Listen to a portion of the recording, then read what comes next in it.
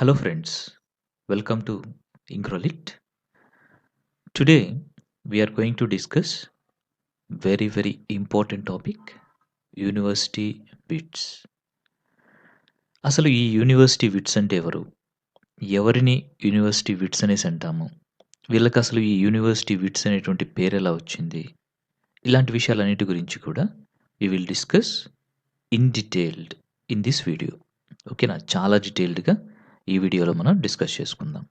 Let's start the video. ముందుగా origin గురించి తెలుసుకుందాము. A regular English drama which owes its origin to the early religious place which has a fascinating history. అంటే ఒక regular English drama అనేటువంటి origin గురించి మనం తెలుసుకునేటప్పుడు ఇందులో ముఖ్యంగా ఏముండేటివి అంటే ఎర్లీ రిలీజియస్ ప్లేస్ అన్నిటి కూడా ఫ్యాసినేటింగ్ హిస్టరీ తోటి ముడిపడి ఉండేటివి అన్నమాట. అంటే రిలీజియస్ ప్లేస్ ఇంకా అందులో హిస్టరీ కూడా ఇన్వాల్వ్ అయి ఉండేది రెగ్యులర్ ఇంగ్లీష్ డ్రామాలో. ఇలాంటి డ్రామాస్ని ఎస్పెషల్లీ ఇంగ్లీష్ డ్రామాస్ని ఎవరు డెవలప్ చేశారు అనేది మనం చూస్తే it is developed in the hands of school masters, choir masters and finally in the hands of educated men with higher university degrees. ఈ ఇంగ్లీష్ డ్రామా అనేటువంటిది ఎవరి ద్వారా డెవలప్ అయింది అంటే స్కూల్ మాస్టర్స్ ద్వారా, ఇంకా క్వైర్ మాస్టర్స్. సో క్వైర్ అంటే మీకు తెలుసు కదా, గ్రూప్ ఆఫ్ సింగర్స్, ఇంకా పీపుల్ సింగ్ టుగెదర్ అనేసి మనం చెప్పుకుంటూ ఉంటాము choir. So we have to pronounce it choir, ఓకేనా, నాట్ చాయర్. సో దీన్ని మనం ఎలా ప్రొనౌన్స్ చేయాలి అంటే క్వైర్ అనేసి ప్రొనౌన్స్ చేయాలి. సో క్వైర్ మాస్టర్స్ వీళ్ళు ఇంకా వచ్చేసి ఎడ్యుకేటెడ్ మెన్ అనమాట. అంటే యూనివర్సిటీస్ ఉన్నాయి కదా, అంటే మనకి కేంబ్రిడ్జ్ కావచ్చు, ఇంకా వచ్చేసి ఆక్స్ఫర్డ్ కావచ్చు, ఆక్స్ఫర్డ్. సో ఈ ఆక్స్ఫర్డ్, కేంబ్రిడ్జ్ యూనివర్సిటీస్ ఏవైతే ఉన్నాయో ఇక్కడ చదువుకొని వచ్చినటువంటి ఎడ్యుకేటెడ్ పీపుల్ కూడా ఈ ఇంగ్లీష్ డ్రామా అనేటువంటి దాన్ని డెవలప్ చేయడంలో చాలా సహాయపడ్డారు అనేసి మనం చెప్పుకోవచ్చు. The predecessors of Shakespeare were associated with the University of Cambridge or Oxford. So predecessors అంటే ఎవరు అనేది మనం తెలుసుకోవాలి. ద మీనింగ్ ఆఫ్ ప్రిడిసెసర్స్ అంటే ముందు తరం, ముందు వాళ్ళు అనేసి అనమాట. మనకి ఇంగ్లీష్ డ్రామా అనగానే మన మైండ్లో గుర్తొచ్చేటువంటి ఒక నేమ్ ఏంటి చెప్పండి? ఎస్, షేక్స్పియర్ కదా. సో ఇంగ్లీష్ డ్రామా అనగానే మనకి మైండ్లోకి షేక్స్పియర్ వచ్చేస్తాడు ఫస్ట్. మరి షేక్స్పియర్ కంటే ముందు డ్రామటిస్టులు ఉన్నారా? ప్లే రైట్స్ ఉన్నారా లేదా అంటే ఉన్నారు, ఓకేనా. సో ఈ యూనివర్సిటీ విట్స్ షేక్స్పియర్ కంటే ముందు తరం వాళ్ళు అనేసి మనం చెప్పుకోవచ్చు అనమాట, ఓకేనా. సో ద ప్రిడిసెసర్స్ ఆఫ్ షేక్స్పియర్ అంటే షేక్స్పియర్ కంటే ముందు తరం వాళ్ళు, ముందు ఉన్నటువంటి వాళ్ళు ఎక్కడ వాళ్ళు చదువుకుని ఉన్నారు అంటే యూనివర్సిటీ ఆఫ్ కేంబ్రిడ్జ్లో, ఆక్స్ఫర్డ్లో చదువుకుని ఉన్నారు. సో వాళ్ళ గురించే ఈ యూనివర్సిటీ విట్స్ అనేటువంటి టాపిక్ అనమాట, ఓకేనా. So these pre Shakespearean dramatist are known as the university wits. So ఇక్కడ మీకు క్లారిటీ వచ్చేసింది కదా, యూనివర్సిటీ విట్స్ అనేసి ఎవరిని పిలుస్తాము అంటే కొంతమంది షేక్స్పియర్ కాలం కంటే ముందు వాళ్ళు, అంటే షేక్స్పియర్ కంటే ముందు ఈ డ్రామాస్ ఇలాంటి వాటిల్ని రాస్తూ ఉన్నటువంటి వాళ్ళు, ఎస్పెషల్లీ కేంబ్రిడ్జ్, ఆక్స్ఫర్డ్ యూనివర్సిటీలో చదువుకొని వచ్చినటువంటి వాళ్ళు, వీళ్ళని మనము యూనివర్సిటీ విట్స్ అనేసి అంటాము. ఇది మీరు గుర్తుంచుకోవాల్సినటువంటి వెరీ ఇంపార్టెంట్ పాయింట్. బట్ ఒక్కతను ఉన్నాడు, అతను కేంబ్రిడ్జ్లో చదవలేదు, ఆక్స్ఫర్డ్లో కూడా చదవలేదు, కానీ అతన్ని కూడా యూనివర్సిటీ విట్స్ కింద తీసుకుంటారు. అతను ఎవరు అనేది నేను నెక్స్ట్ చెప్తాను మీకు, బట్ ఈ పాయింట్ అయితే గుర్తుంచుకోండి, ఓకేనా.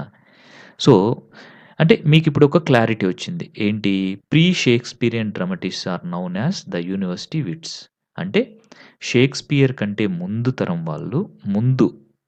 వాళ్ళు కేంబ్రిడ్జ్, ఆక్స్ఫర్డ్ యూనివర్సిటీలో చదివినటువంటి పీపుల్ని, especially who are related to the drama, వాళ్ళని మనము ద యూనివర్సిటీ విట్స్ అనేసి అంటాము. ఇక్కడ వరకు clarity, right. They often worked together and derived their stories and characters from a common store of material. So, ఈ ప్రీ షేక్స్‌పియరియన్ డ్రామాటిస్టులొచ్చేసి ఒకరితో ఒకరు కలిసి పనిజేసేవాళ్ళు. వాళ్ళ స్టోరీస్‌ని, క్యారెక్టర్స్‌ని, ఇంకా మెటీరియల్స్‌ని అందరూ కూడా షేర్ చేసుకుంటూ వాళ్ళు కలిసి కూడా కంబైన్డ్‌గా కూడా కొన్ని కొన్ని వర్క్స్ అనేటువంటివి చేయడం అనేది జరిగిందనమాట. ఎడ్వర్డ్ ఆల్బర్ట్ ఓకేనా? Edward Albert in his work 'history of English literature' states that the plays written by university wits had various characteristics in common. అంటే ఎడ్వర్డ్ ఆల్బర్ట్ అనేటువంటి అతను ఒక వర్క్ రాశారనమాట. ఒక బుక్ రాశారు. ఆ పేరేంటి అంటే ఆ బుక్ పేరు 'history of English literature'. It was published in 1979. గుర్తుంచుకోండి ఇలాంటివి కూడా అడిగేదానికి ఛాన్సెస్ ఉంటాయి. So, who is the writer of 'history of English literature' అంటే Edward Albert. And when was the 'history of English literature' by Edward Albert was published అంటే 1979. ఓకేనా? Yes. So, ఇక్కడ ఈయన ఏమని చెప్పారు అంటే, ఈ యూనివర్సిటీ విట్స్ ఎవరైతే ఉన్నారో, వాళ్ళు కున్నటువంటి వాళ్ళ యొక్క రచనలకున్నటువంటి చాలా చాలా క్వాలిటీస్, క్యారెక్టరిస్టిక్స్ అంటే క్వాలిటీస్ అన్నమాట. అవి కామన్‌గా ఉన్నాయి, సిమిలర్‌గా ఉన్నాయి అనేటువంటి దాని గురించి ఆయన వివరించడం అనేది జరిగిందనమాట. అంటే ఈ యూనివర్సిటీ విట్స్ అనేటువంటి వాళ్ళు రాసినటువంటి వాళ్ళ యొక్క డ్రామాస్‌లో కామన్ క్యారెక్టరిస్టిక్స్ అనేటువంటివి ఉన్నాయన్నమాట. ఓకేనా? రైట్. సో, ఇప్పుడు మనము అసలు ఈ యూనివర్సిటీ విట్స్ అనేటువంటి వర్డ్‌ని అసలు ఎవరు కాయిన్ జేశారు? అసలు ఎవరు దీన్ని ఫస్ట్ యూజ్ చేశారు? అనేటువంటి దాని గురించి తెలుసుకుందాం. ఇది చాలా చాలా ఇంపార్టెంట్ పాయింట్. ఓకేనా?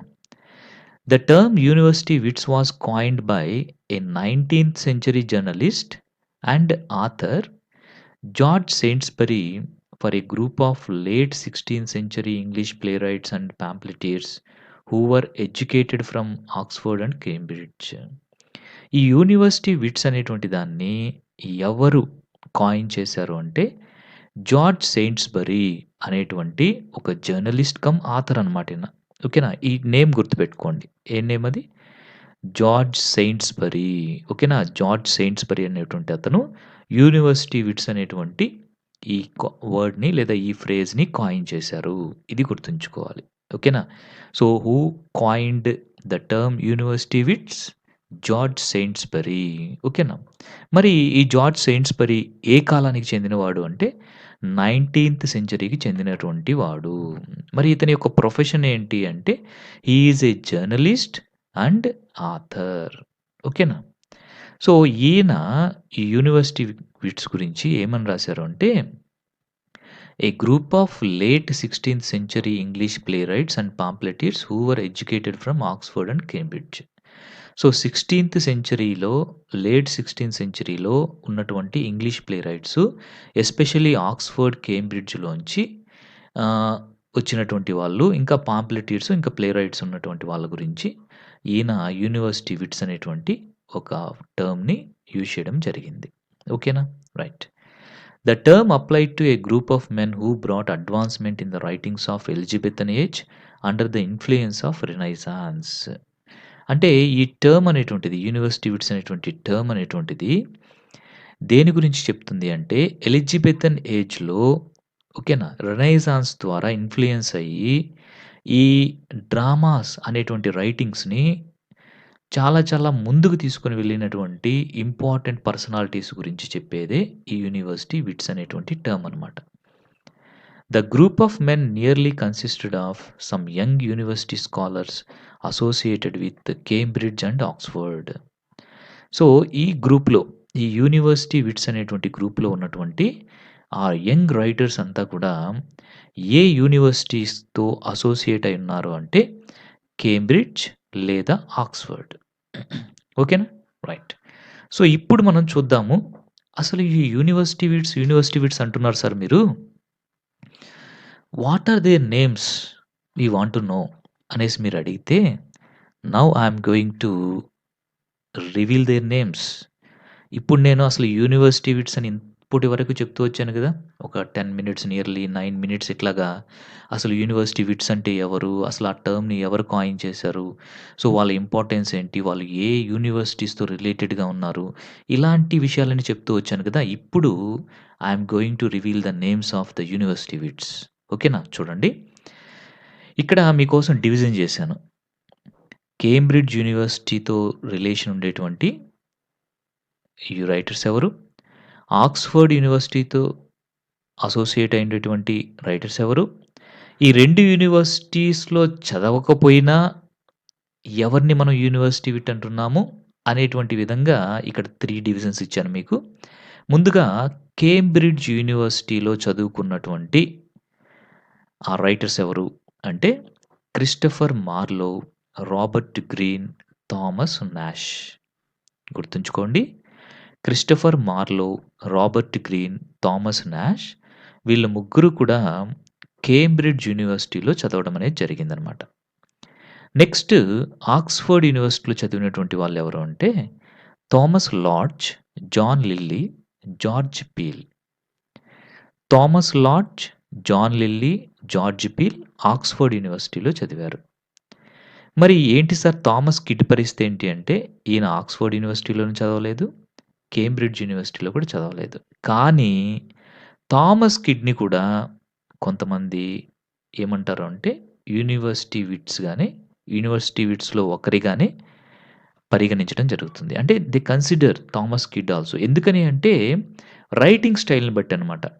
అంటే వీళ్ళు ఎవరైతే కేంబ్రిడ్జ్‌లో, ఆక్స్‌ఫర్డ్ యూనివర్సిటీలో చదువుకొనొచ్చినటువంటి వీళ్ళెవరైతే ఉన్నారో, వాళ్ళ రైటింగ్ స్కిల్స్ తోటే థామస్ కిడ్ యొక్క రైటింగ్ స్కిల్స్ కూడా మ్యాచ్ అవుతున్నాయి కాబట్టి, కామన్‌గా ఉన్నాయి కాబట్టి క్యారెక్టరిస్టిక్స్ థామస్ కిడ్‌ని కూడా యూనివర్సిటీ విట్స్‌లో ఒకరిగా చేర్చడం అనేది జరిగిందనమాట. ఓకేనా? ఇప్పుడు మీరు చూస్తే ద మెయిన్ యూనివర్సిటీ విట్స్ ఎంతమందున్నారు అంటే 7 మెంబర్స్ ఉన్నారు. ఓకేనా? So, Christopher Marlowe, Robert Greene, Thomas Nashe, Thomas Lodge, John Lyly, Greene Peele, Thomas Kyd. So, these 7 నేమ్స్‌ని మీరు గుర్తుపెట్టుకోవాలి. ఓకేనా? ఇంకా వాళ్ళు డీప్‌గా అడిగితే ఎలా అడుగుతారు అంటే, వీళ్ళ యూనివర్సిటీస్ గురించి కూడా అడగొచ్చు. అందుకనే మీకిక్కడ డివైడ్ చేసి మరీ ఇచ్చాను నేను. అంటే యూనివర్సిటీ విట్స్ అనగానే జస్ట్ నేమ్స్ నేర్చేసుకుంటే సరిపోదు. మరి యూనివర్సిటీ విట్స్ అని వాళ్ళకెలా పేరొచ్చింది? వాళ్ళు యూనివర్సిటీస్‌లో చదవడం వల్లొచ్చింది. మరి ఎవరు ఏ యూనివర్సిటీలో చదివారనేది కూడా తెలుసుకోవాలి. ఇలా వెళ్ళాలనమాట. ఇన్ డెప్త్‌గా we have to go on. ఓకేనా? సో, ఇక్కడ మీకు క్లారిటీ వచ్చింది.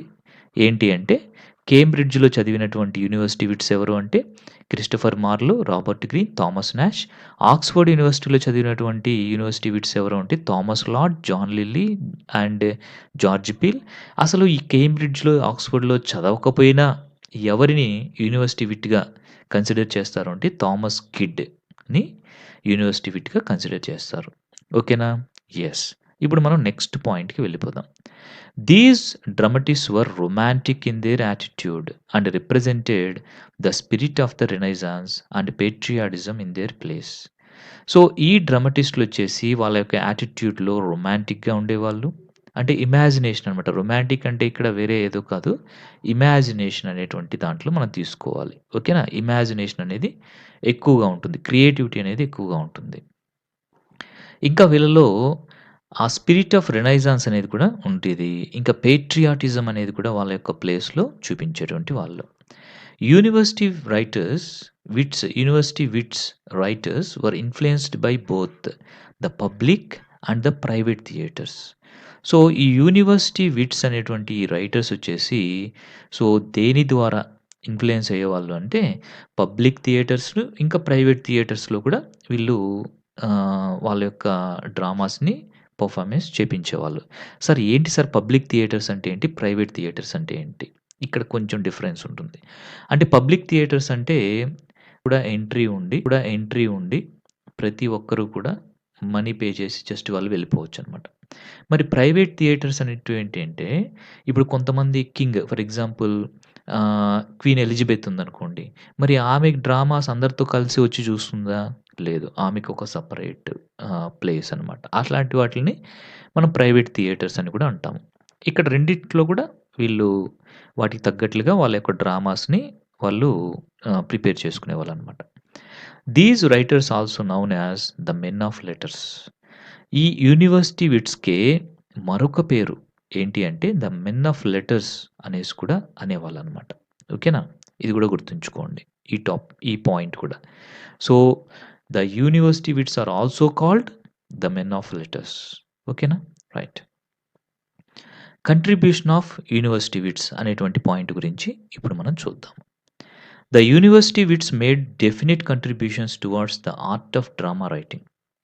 They contributed to the development of romantic comedy, which reached its dizzy heights in the hands of Shakespeare. అంటే ఇక్కడ రొమాంటిక్ కామెడీ అంటే ఏంటి అంటే ద లవ్, ఇమాజినేషన్, క్రియేటివిటీ అనేటువంటిదనమాట. సో, లవ్ అనేది కూడా మెయిన్ ఇంపార్టెంట్ రోల్ థీమ్‌గా ఉండేటువంటి వాటిల్ని మనం రొమాంటిక్ కామెడీ అనేసి అంటాం. కామెడీ అంటే nothing but which has a happy ending అనేసి చెప్తామనమాట. సో, రొమాంటిక్ కామెడీ అంటే దేర్ ఈజ్ లవ్ అనేటువంటిది మెయిన్ థీమ్‌గా ఉంటుంది. ఇలాంటి వాటిని మనం రొమాంటిక్ కామెడీ అని కూడా పిలుచుకుంటూ ఉంటాము. And it will be having a great imagination తోటి కూడా ఉంటుందనమాట. ఓకేనా? సో, షేక్స్‌పియర్ యొక్క హ్యాండ్స్‌లో ఈ రొమాంటిక్ కామెడీ అనేటువంటిది హైట్స్‌కెళ్ళిపోయింది. అంటే మామూలుగా యూజ్ చేయలేదనమాట షేక్స్‌పియర్. ఆ కంటెంట్‌ని అట్లాగా చాలా బాగా యూజ్ చేయడం అనేది జరిగింది. And basically university wits prepared the base for Shakespeare and made significant contribution towards the grown of Elizabethan drama. అంటే బేసిక్‌గా చెప్పాలి అంటే ఈ యూనివర్సిటీ విట్స్ అనేటువంటి వాళ్ళు షేక్స్‌పియర్‌కి ఒక బేస్ వేశారని మనం చెప్పొచ్చు. ఓకేనా?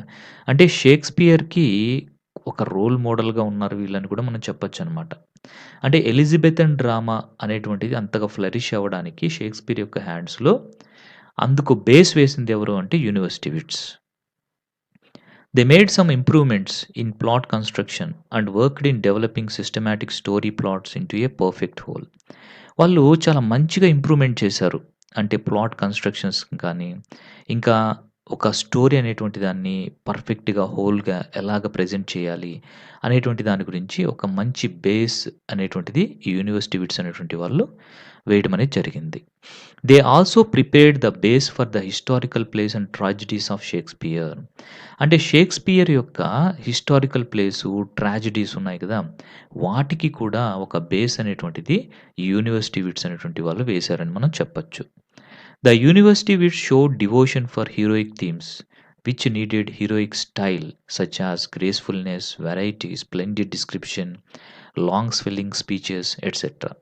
సో, యూనివర్సిటీ విట్స్ అనేటువంటి వాళ్ళు ఎక్కువగా వాళ్ళు దేనికి డివోటెడ్‌గా ఉండేవాళ్ళు అంటే, ఎక్కువగా దేనికి ఇంపార్టెన్స్ ఇస్తూ ఉండేవాళ్ళు అంటే హీరోయిక్ థీమ్స్‌కి ఎక్కువ ఇంపార్టెన్స్ ఇచ్చేవాళ్ళు. హీరోయిక్ స్టైల్‌ని కూడా వాళ్ళు ఫాలో అయ్యేవాళ్ళు. ఈ హీరోయిక్ థీమ్స్, హీరోయిక్ స్టైల్ ఏం కలిగి ఉంటాయి అంటే gracefulness, variety, splendid description, long swelling speeches అంటే పెద్ద పెద్ద స్పీచెస్ ఇలాంటివన్నీ కూడా ఉంటాయన్నమాట. The theme on which they work were usually tragic. The plays lacked humor. They were coarse and immature humor. So, వాళ్ళు యూజ్ చేసినటువంటి థీమ్ అంతా కూడా ఎలా ఉంటాయి అంటే ట్రాజిక్‌గా ఉండేటువంటివి. వాటిలో హ్యూమర్ అనేది ఉండేది కాదు. సో, ఒకవేళ యూజ్ చేసినా గానీ ఇమ్మెచ్యూర్ హ్యూమర్ అనేటువంటిది ఉండేదనమాట. Poetry was also added to the dramatic production of the stage. Special attention was paid to the art characterization. వీళ్ళు వాళ్ళ యొక్క ప్లేస్‌లో పొయెట్రీకి కూడా ప్రాధాన్యత ఇస్తూ వచ్చారు. ఇంకా స్పెషల్ అటెన్షన్ అనేటువంటిది క్యారెక్టరైజేషన్‌కి ఇవ్వడం అనేది జరిగింది. Lyly, Greene and Peele contributed towards the establishment of romantic comedy and Kyd and Marlowe towards Elizabethan tragedy. So, romantic comedy అనేటువంటి దాన్ని ఎస్టాబ్లిష్ చేసింది ఎవరు అంటే లిల్లీ, గ్రీన్, పీల్ వీళ్ళు.